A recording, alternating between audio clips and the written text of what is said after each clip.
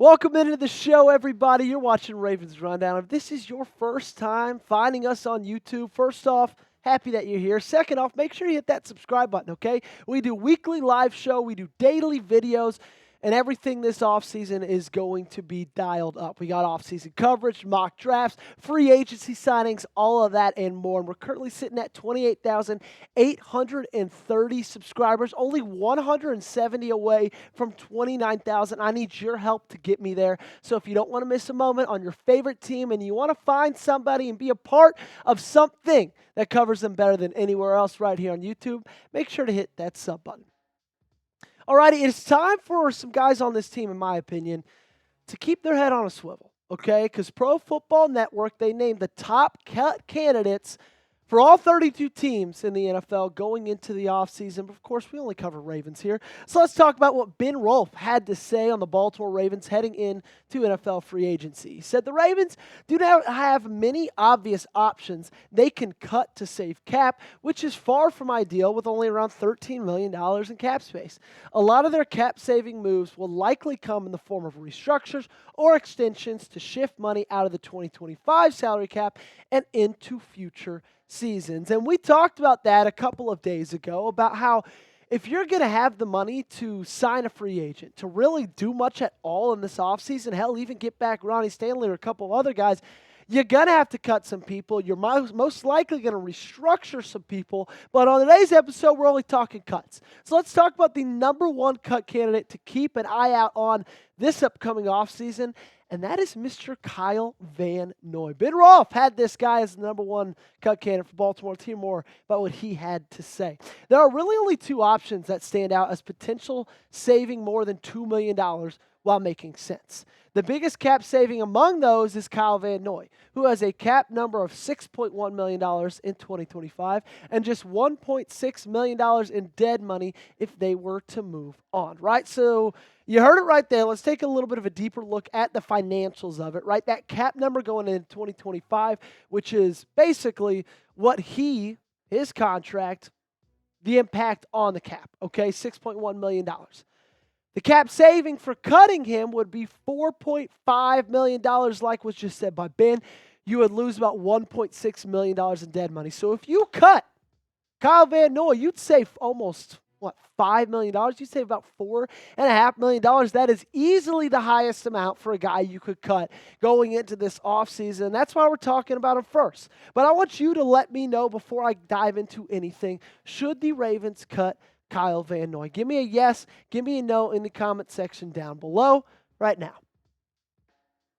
You know what? It's an interesting topic of discussion because you look at the 2024 stats and the 16 games he played, and he had, maybe at age 33, the best season of his career. He led the team with 12.5 sacks. He had 21 QB hits, 47 QB pressures, and 14 tackles for loss. And my take on Kyle Van Noy and how he might fit in 2025 and how he did fit in 2024 is this team struggled heavily getting to the quarterback in 2024, okay? They struggled mightily in 2025 in the couple of games they played in the postseason and in that final game against the Browns. And Van Noy was one of the only bright spots of that entire group. Okay, so in my opinion, if you're looking at a pass rush group and you're looking at a defense and who, while they did really well in sacks and things of that number, you're looking at a guy who's 33 years old and he was far and away the brightest spot of that unit. Okay, and I talked about the sack number and the sack percentage, and we've talked about it over the last week or so. It looks good. Those statistics, in my opinion, mask the true problems because you're second, you're fifth. But then when you take a little bit of a deeper dive into it and you look at more of the nitty-gritty statistics of how easily did you win pass rushers, right? How easily did you stop the run? They weren't that great. 29th. Okay, and pass rush win rate at 33%. They were 26 in run stop win rate, only 29%. They didn't pressure the quarterback well. They allowed 2.88 seconds until they got pressure on a quarterback, which is dead last in the National Football League. And when it comes to Kyle Van Noy, in my opinion, I think they extend him, overcut him. Okay, if I was Eric DeCosta, I'd extend him before I cut him. He's a guy on this roster, and he's a guy that has been so much and meant so much to this team in 2024 with how easily he did get to the quarterback. And he did sack the quarterback, okay? Ben Rolfe had a little bit more to say about Kyle Van Noy. He said Van Noy finished the season with 12.5 sacks, leading the team, despite only playing 55.7% of the defensive snaps. Noy's deal, it would not be a major surprise to see the Ravens extend him, spreading some of that cap hit into 2026 and beyond rather than cutting him. And so let's talk about, should they extend Kyle Van Noy? Because he's had 21.5 sacks in 2023 and 2024 combined. Okay, that's most of anybody on this team. Again, he led the team in sacks this last year, and we're talking about leading as well. It's not just the number, but he's just one of the leaders of this defense. He's just a guy that this team tends to rally around. But then you also look at the age. And upcoming in March, he'll be 34 years old. And it's not often that you see pass rushers have success late into their career. So that's also something to monitor. But in my opinion, I think Baltimore should extend him. I think they need to keep him around. I think he does so much for this team, and he had such a great 2024. I don't think he'd be that expensive, and I think you go pass rusher early in the draft. Let me know, though. Cast your vote. Do you want Van Noy to stay? If so, show me by liking today's video, hitting that thumbs up button. That's how I'm going to know. Okay, if you want him here, if you want him to stay in Baltimore, I'm going to know if you like the video. I got to talk real quick about the sponsor of today's video, and that is our friends over at Game Time, and it is the best place to get tickets to any event on the planet. And you know what? Ladies and gentlemen, it is playoff time. It is Super Bowl time, and I can promise you there's nothing that can quite compare to the rush and excitement. You're watching your team win a big game either at home or on the road, and if you want to have that memory for the rest of your life, I promise you that is where Game Time can help out. Game Time has an awesome feature. It's called Game Time Picks, and that makes getting tickets to your favorite teams and favorite events live even easier. Game Time Picks filters out the fluff to show you only incredible deals on great seats, so that way you don't have to waste time searching through thousands of tickets. The tool highlights the best deals, including great and amazing deals, which is the best value seats at the time. For some events, Game Time Picks also identifies a super deal, which is the best seat value in the venue. And I want to talk a little bit about that Game Time Picks button. Guys, it is so easy. When you click into an event, you see it right there at the top of your screen. All you got to do is press that, and it filters through the entire database and gives you the best value at that current event and in that current venue, right? You can see right there, if I wanted to go see the orchestra on Saturday, 8 p.m., I could buy a seat in the row L of the orchestra level, $76. That is a top 1% value. You can only find that with our friends at Game Time. So take the guesswork out of buying tickets with Game Time. Download the Game Time app, create an account, and use code ChatSports for $20 off your first purchase. Terms apply. Again, create an account and redeem code CHATSPORTS for $20 off. The link to this promo is in the comments and description of today's video. Download Game Time today. What time is it, ladies and gentlemen? Of course, it is game time. So we talked Kyle Van Noy. Now it's time to talk number 2, and that is our good old friend Arthur Maulet. Okay, Arthur Maulet kind of had an up and down 2024 season. We'll talk about that in just a little bit more. But let's talk about the financials at this moment, okay?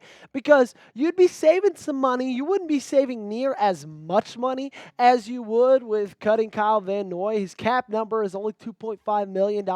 It's only a $0.2 million dead hit. Okay, so it's less than $1 million if you do cut him. That would be the dead hit. But you would save $2.3 million if you cut him before June 1st, okay? And that's why, guys, I kind of see this one happening.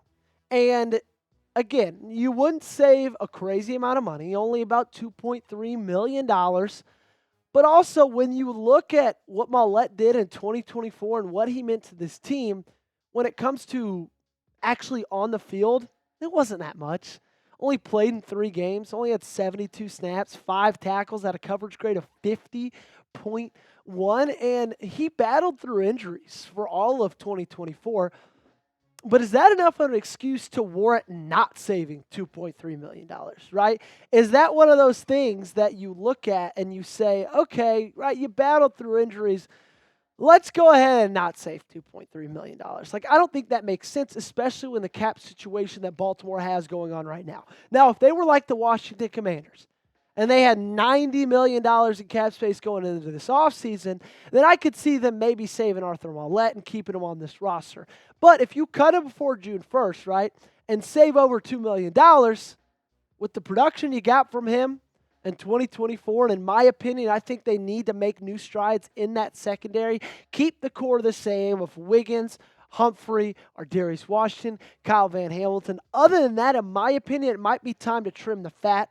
That might mean getting rid of Arthur Maulet, and I think that I could see that happening. I think that I would not be surprised if this team makes that move before June 1st. Pick one out of those two for me, though, okay? Who would you rather cut? Would you rather get rid of Kyle Van Noy, or would you rather get rid of Arthur Maulet? Let me know in the comment section down below by typing KVN, type in AM. Which one would you rather get rid of? Let me know. Number 3, and I know. This guy we talked about a lot over the past, 10 days since the loss against the Buffalo Bills. But I got to put him in here as a cut candidate just because of the actual money you would save by cutting him. Now, I don't necessarily think they're going to cut him, but let's talk about it, okay? He's entering a contract here. He's set to earn $11 million. He's a $5.9 million dead cap hit. It's $16.9 million cap hit. That is his contract. He's also at a $4 million roster bonus in mid-March. But here's the question. Is he better gone? Because Baltimore could save $11 million if he is cut or if he is traded. So you got to talk about him as a possible cut candidate because you could save $11 million if you cut him. But I don't think that there's any shot that he gets cut. I just don't. Like Mark Andrews, I don't even think there's any shot really that he gets traded. He's too much of an asset to this team. He's too much of an asset in the past to this franchise. Guys love him way too much. John Harbaugh loves him way too much. Hell, Lamar loves him way too much, okay? And if he is going to get moved on from this team, if this team and this front organization and this front office is going to move on from him, they're going to do it by trades. So that way they can possibly get something in return. I promise you. They're not just going to cut him. I know it could save him $11 million, but guess what else could save him $11 million? Them trading him, okay? I think he's going to be one of those guys that gets his contract restructured. I think they're going to put a little bit more money down the line, and that's going to open up some cap space for this next year. Thanks so much for tuning in, everybody. This has been the Ravens Rundown. I am your host, Joey Petersen. Daily videos for the entire offseason. That's what you'll find right here on Ravens Rundown. So hit that sub button.